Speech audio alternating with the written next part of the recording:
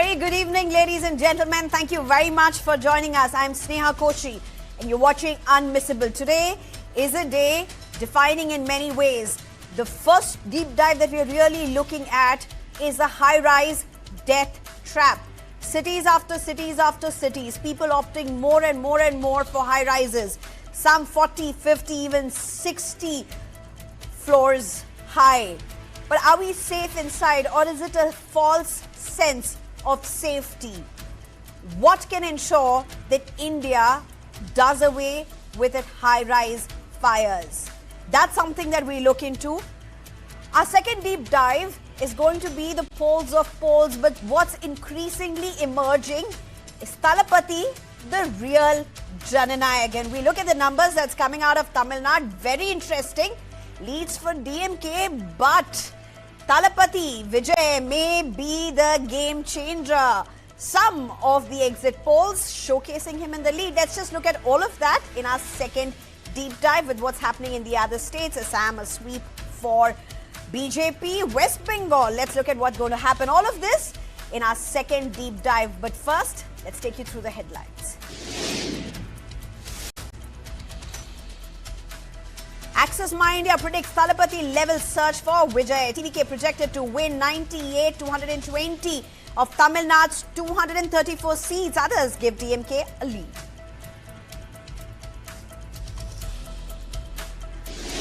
Congress-led UDF to edge out Pinarayi Vijayan led left front in Kerala. Predicts poll of 2 exit polls.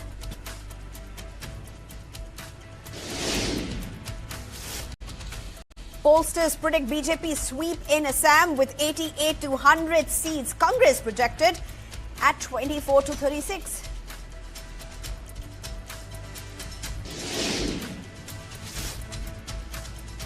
Metris projects BJP at 146 to 161 seats. TMC at 120 to 140. BJP predicted to unseat Mamata Banerjee as TMC faces major setback, but largely others also giving an edge to Mamata Banerjee.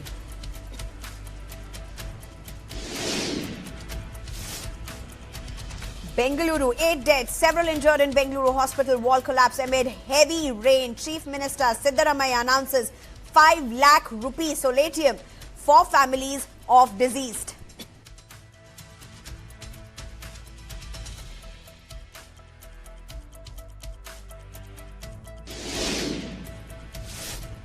PM Modi inaugurates Uttar Pradesh's largest corridor, Ganga Expressway in Hardoi. Says expressway will serve as a lifeline for Uttar Pradesh's development.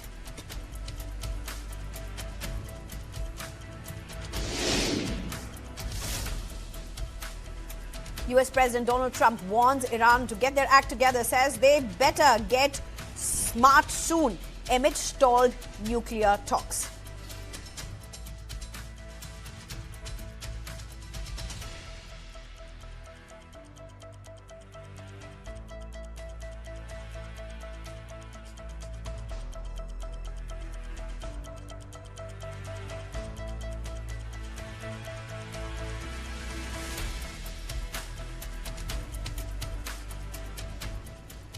Well, the high-rise death trap. A major fire broke out at the Gaur Green Avenue Society in Indirapuram in Delhi NCR region. This is in Ghaziabad.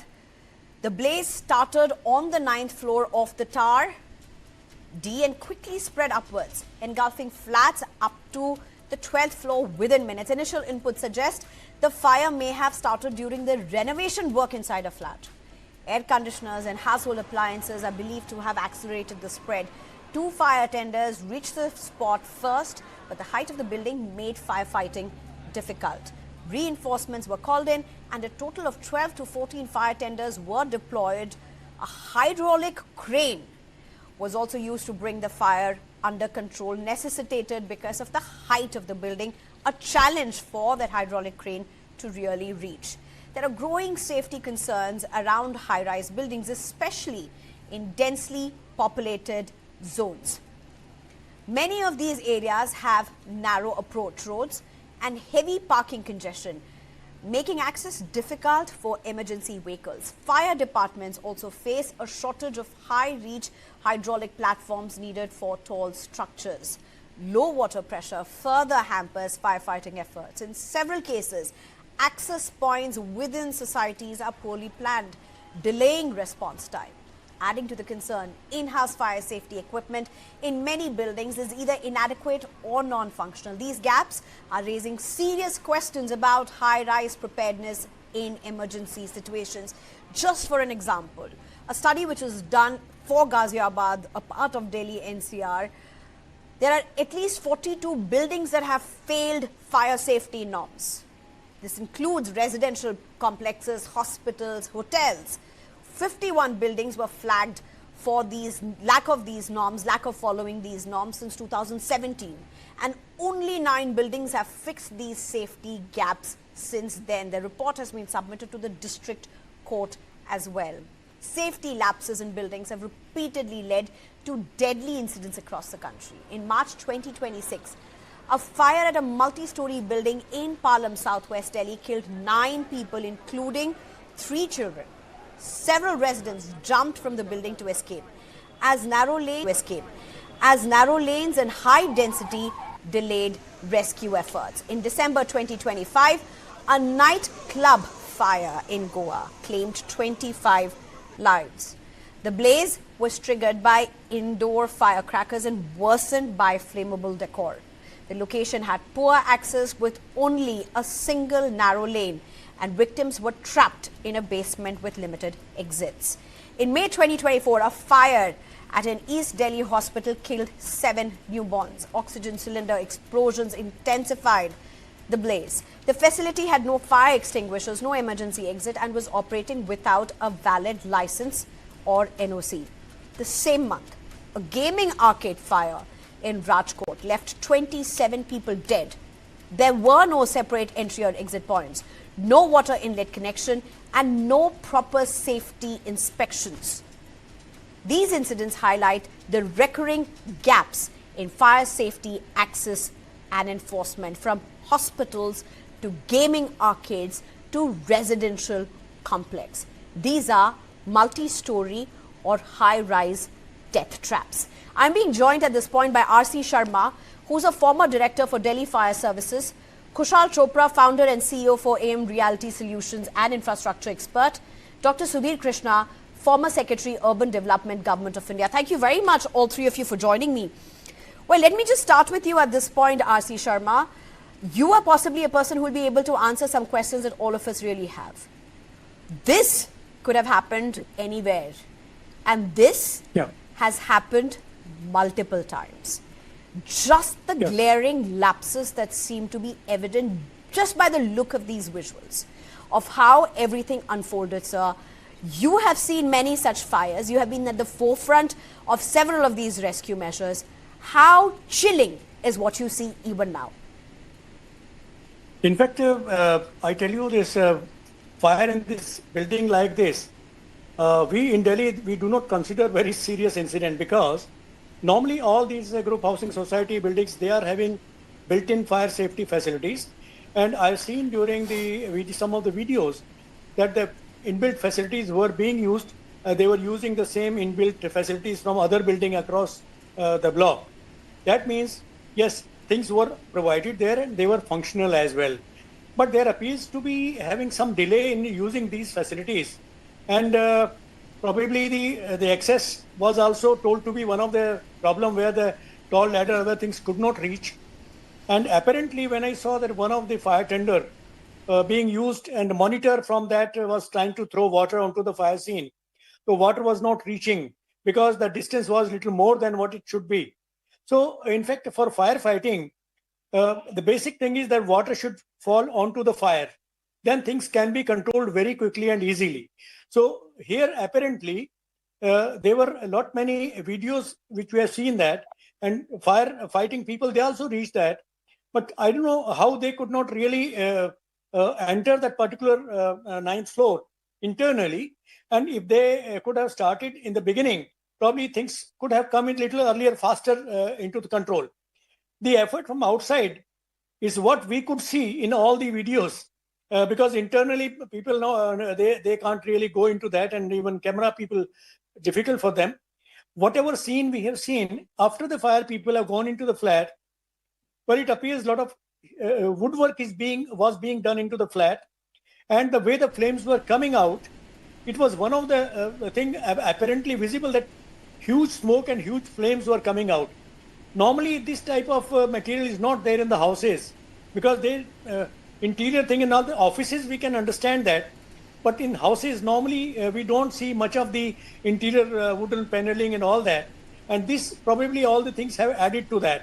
So this is what I feel, that the fire load in the flat was really high, and such a building where this much load is there, I think the only solution appears to be the sprinkler system, which was not required in this particular building because the height is less than 45 meters probably.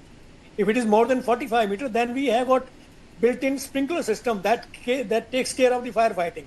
So that being the reason, here they had to depend on the fire hoses, they had to do firefighting on their own, and probably if they could, I'm told that some of the people, they escaped. Luckily, I mean, they were able to know about the incident, they could get out of the building. True. So life is not affected, that is one good point. But while doing so, they tried to lock their houses and go out. So probably the fire brigade had a little more job on their hands to really break open the things. And that's also out of lack of awareness, honestly. That's also a big no when something like this happens, to lock your house, because it just hinders access to other houses nearby that may need rescue efforts for that matter. Dr. Sudhir Krishna, if I can come to you at this point. A question that's been playing on many minds. Are people in urban cities, specifically in housing complexes, in these multi-story buildings, some as high as 30, 40, 50 floors, are people essentially living in a false sense of security? Is it somewhere at the back of mind that this is not going to happen to us? Why am I asking you? Because every time this is happening, people are getting shocked. But the fact remains, there's very less preparedness in even some of the posh areas, where very high density posh areas. Some have of course made their own preparations. They've ensured for backup options for contingencies like that. But that's not the reality for much of India, for much of urban India for sure. Well, I think what you say is right, and a little more explanation will help putting it proper perspective. That there are rules and regulations, and which if they are properly implemented, the chances of fire incidents happening will be much less than what is happening now, and even if it happens, the damage will be also much less than what we are seeing. Now the National Building Code, the model building bylaws for the cities, which the Ministry of Housing and Urban Affairs has notified 10 years ago and modified also from time to time by state governments, these all provide for what arrangements should be made for fire prevention and protection and mitigation in high rises, particularly in all buildings. Now what happens is that there is a fire audit to be done for high rises. Different state laws provide different frequency. Earlier it used to be annual. Now because of lack of staff, it has been made sometime once in 3 years and so on. So no inspection is done, and people go on making alterations in the building. Now, for example, we saw that wooden paneling, and then people cram the house with too many things now. The house is packed, flats are small, and you want to possess too many things. From one socket, people draw too many electrical appliances. These all add the chances of fire. And our old habits, we were living earlier in low-rise buildings or ground floor, a single-story building. People still want to have diya, havan, and all those things, arti, the fire. Why not we switch over to LED kind of thing? And no enforcement is also possible. Now, the other thing is that while the laws are there, and I said that inspection is not being done, there's acute shortage of fire personnel also in the country, because the density of cities is increasing. High rises, this is the order of the day. As the country is urbanizing, people will come more and more to the cities, and they will not be getting large, land areas. They have to go in multi-story apartments only. That is the way it is going to happen. So in that dense environment, a lot of attention is to be given to fire prevention and protection. There is also a question of capacity building of... So allow me to interrupt you at this point. There's one thing that I also want to ask you. You spoke about inspections. The fact is that year after year after year, this whole compilation by fire department and other officials only keeps expanding. Like in this case, you have Ghaziabad, 51 buildings that did not follow or fell short of the safety norms. You have other places, similarly for Delhi, similar for other states in India as well. You have fire inspections. Some where the NOCs are also expired, like you had the Goa Club Inferno, if you remember very carefully. The NOC had expired and they still were continuing, you know, the club was continuing for whatsoever reasons. These are the realities of what it is. Nothing really works out. Yes, you are right. The thing is, fire is a state subject and a municipal subject also. As per the Constitution, the 74th Amendment, the fire services... I think, let me just correct myself, I think it was the Delhi hospital, the 2024 case where there were 7 infants who died, who were killed, if I can use that word, in that hospital, where the NOC had actually expired. It was not the club. I just wanted to correct myself, but nonetheless, go ahead, Dr. Sudhir. Issue is same whether... So, what I was saying that the cities are not equipped, you know, to handle the fire situation, fire problems and fire related challenges. At the same time, people are also not aware enough. There is a lack of awareness among the people, and there are agencies, the government has mandated that multi-storied apartment complexes should have fire prevention and awareness drills at least once in a quarter, sometime once in 6 months. And very few people attend. I meet people who are conducting these agencies who conduct these training programs, and they say that out of an apartment complex of, let us say, 500 or 1,000 families, hardly 3-4 come to attend the awareness drill. So as a result, what happens that, you know, the people are not aware of what is likely to happen and how to prevent it and so on and so forth. So I think from school onwards to the residential complexes, people also, the government cannot, though I said that staff shortage is very acute, as the statistic floated by the Fire Services Association of India says that we have 4 fire personnel for 1 lakh per 1 lakh population, whereas expectation is, you know, something like 200 per 1 lakh population. Sure. 200 may be rather high, but let us say even 20, where is 4, where is 20, where is 100? I think that's a huge gap. There's a huge glaring gap, and I don't see that being bridged anytime soon. Kushal Chopra, if I can come in and ask you, how is this going to get sorted? Because obviously the demands for homes, for buildings is only on the rise. People are looking out to buy their dream homes for whatever budget or whatever their estimates may be. Obviously, companies want to construct more and more. The fact remains the density of buildings in any given urban area is far more than what it can really contain already. Constructions are going to continue. How do you see a way forward? Because in most of these cases where we've seen the fire, whether it be the residential areas, whether it be the hospitals, access has been a huge problem. There are fire tenders that have not been able to reach the spot. There have been several cases in the past as well. There has been delay in critical fire equipments reaching the spot because of the density of these buildings, you know, the narrow lanes, the walls that are often shared, so many issues as such. When companies are setting out to construct, is this a concern at all? Sneha, I would like to say, this is not just a fire incident. This is a wake-up call for high-rise safety in NCR today. Today we are lucky, tomorrow we may not be. So I would say, India doesn't have a fire safety law problem. We have an implementation problem. See, if you see compliances, on paper we have a fire NOC, we have equipments available. But in reality, many of them are not working. The sprinklers are not functional. They block fire exits. Their residents are unaware exactly how to use those mediums as to if the situation arises. So fire safety, what I would say, Sneha, is a shared responsibility ecosystem. It is not a blame game. For a builder, initial compliance is important. For any developer to come up, because we are living in a vertical city. NCR is all vertical cities, 20, 30, 40 floors we are going through. So builder goes through the initial compliance, the RWA take care of the maintenance, and the residents, they're using it, they're modifying their homes every day.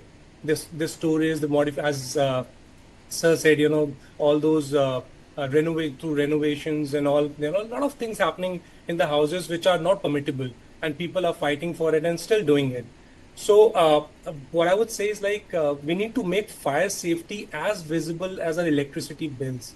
Something people check every month. Today was a mere mess. Fire safety cannot be optional in vertical cities now. We for a build to build taller, we actually have to build safer as well. Very important line. I think that's a very, very important line. To live safer, you have to build safer.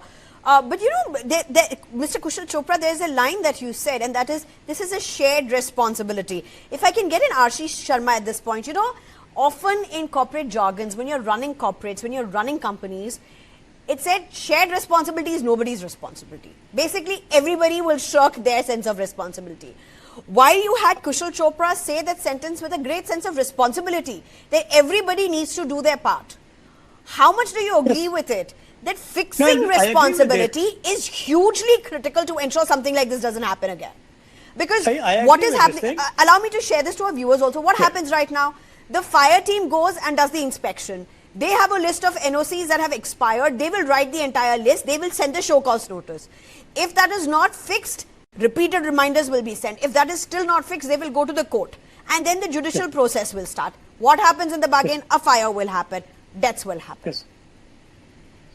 Okay. Now, you're right to that extent. Responsibility is to be shared by everyone, especially speaking, because here the cause of fire, as you see, apparently, it spread through the balconies. Balconies, they are having some plastic sheets, covers, and they added to the fire, and then that led fire traveling from one balcony to the other, and then spreading into the house also. So that is normally we have seen here. So the added thing has happened because of that. So added construction onto the balconies, that could be one of the reasons for that. If they were normal balconies or with the metal sheets and all that, probably things would not have happened that way. Second thing, see here in such a huge building, fire brigade will come, they will take care, but initially the things are not that very bad.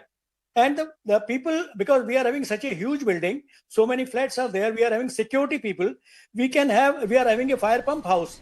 So we need to have somebody there who can operate these things also.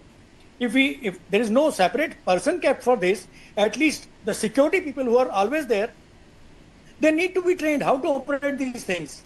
And if they start using that in the beginning, things will not become that bad as we have seen in this particular thing. So yes, shared responsibility. The owners, occupants, they also should know about these things. When we try to conduct fire drills and all that in the fire service week, 14th to 20th of April, at Delhi fire, everywhere, I mean, all the fire services, they try to do this. But I've seen this physically. Whenever we go for these drills, on a Sunday, the drills are fixed. We say we expect 100 or 200 people, but we find 4 to 5 people. In that, 2 or 3 children and 2 or 3 old people. So this is the type of thing. When 10 people go from the fire department to 2 or 3 fire engine, there is nobody really interested in these things. They think it's a fire brigade's job. Sure. But yes, everybody has to be responsible for our own safety. We do have facilities provided there. If we know how to use them, smaller things like hose reel, things can be controlled very easily. So that is again very much relevant that yes, we have to be involved in these things and thinking that is for our safety and our life is involved. Absolutely. That we have not lost any lives here. Otherwise, it will be a criminal case. Then it will be opening a Pandora box. You know, I'm just glad the lives have not been lost. It's a big relief. Though even the kind of a loss that would have happened in those homes is also big. But the truth is, fire after fire after fire, we've had people lose their lives. We've had instances in the Palam case, if you remember. People tried jumping out of those multi-stories to be able to escape the tragedy. One thing I would like to clarify, you mentioned about hospital fire. The baby care hospital, it was a ground plus 2-story building. And ground and first floor were only authorized. It was a 120 square meter plot. And they had license for only 5 beds, but they had 12 paid infants admitted. Yes. In that, in fact, fire was on first floor. The building was not required to have NOC from fire department. Less than 9-meter hospital doesn't come in the purview of the fire department. True. It was not having any clearance from anybody and no firefighting facility rather. I mean, you know, just just another sham, if I can say that word, because it's a hospital, and if you do not require fire clearance, then you know that it itself becomes a huge concern whatsoever. I just want to spend another. That's the law. I know, and that's why while we have a lot of strong laws, the implementation in many cases just remains so weak. And I guess sometimes the laws can also be reviewed, and that's how these permissions have come forth for several constructions that have happened. And people, in fact, in the Delhi NCR region, this would be interesting to get you on, Kushal Chopra. In the Delhi NCR region, a lot of people are actually occupying spaces, buildings, living in those complexes without the required NOCs. The buildings have not even finished. They have not even given the permit. They have not been given the permits also, and people have occupied them in Ghaziabad, in Noida, in Greater Noida. This is a reality. How dangerous is that, Mr. Kushan? It is dangerous, no doubt about it. And there are many societies which are illegal. If we talk about UP, Ghaziabad, and people are living in with there are no proper NOCs, no. And Kushal, let's face the facts. It's easy for us to say, but on one hand, you have your EMIs going. You have to pay for those EMIs, which almost every person living in these Delhi NCR areas have squeezed out whatever savings they could, taken the loans, bought the house of their dreams, and now they're struggling with the EMI. So they're saying, at least let us go and stay in those houses for whatever reasons, and then there will be protests, and they will push the builders to get them to stay without the NOCs. But the stakes are very high for an incident like this.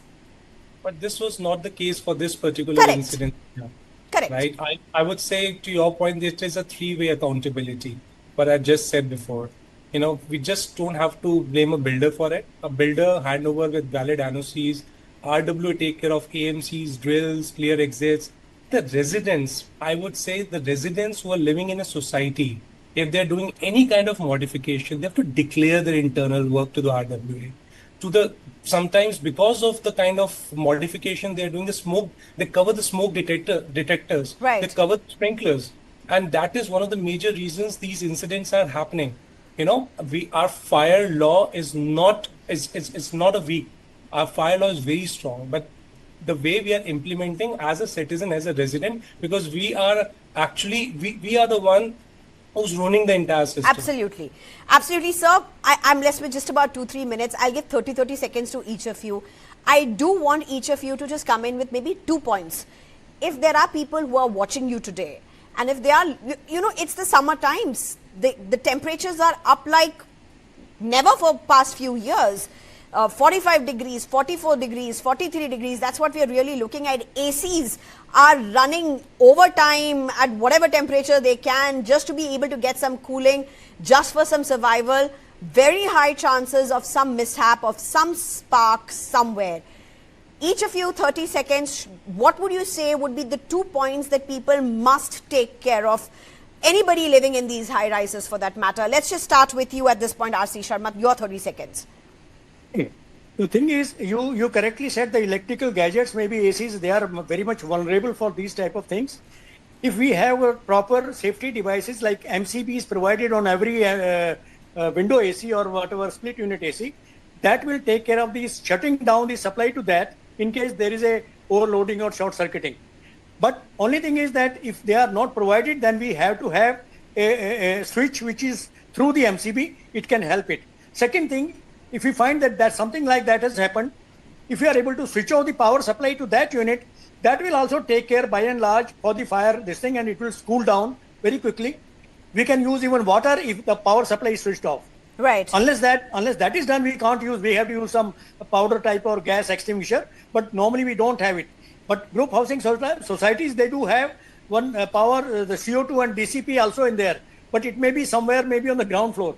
Getting that will be a problem, difficulty. But if you switch off the power supply and then MCBs are provided, that can take care of the incidents of fire which can happen due to... Your 30 seconds are up. Dr. Sudhir Krishna. Well, I have got 3 quick points for the citizens who are watching this channel. One is that attend the fire drills whenever these are conducted in your society, invariably. Along with whole family should attend. That is one. Secondly, I would suggest everybody should keep their house inside neat and tidy. don't clutter the houses with too many things, and that makes it more prone to fire hazard. And lastly, I would say that people should follow the rules for the building, their complex maintenance. For example, I find people cover their balconies, and then that makes it difficult for the fire people the fire tender to be make it accessible.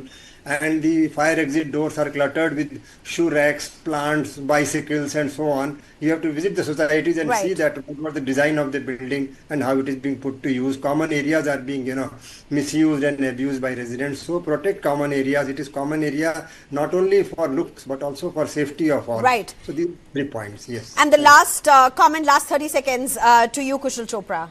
I'll be very quick. I'll take 25 seconds now.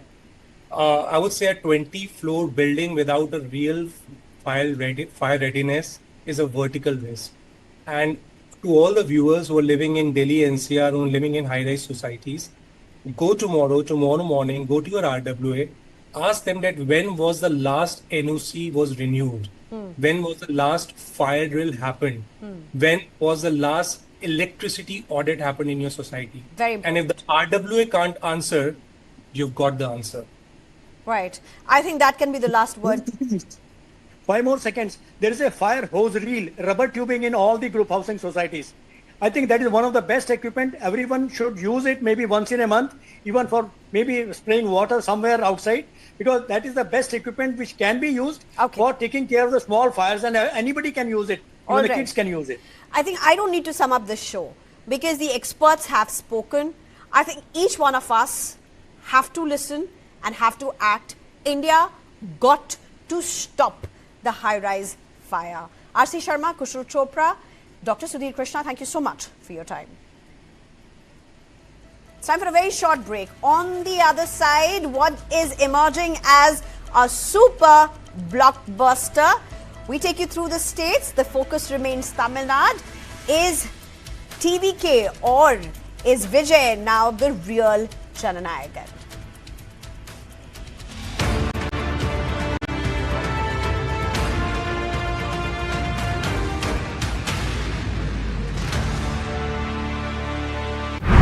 बेबो का एक ही rule, रोज खाओ अंडे without भूल. Cause eggs are cool.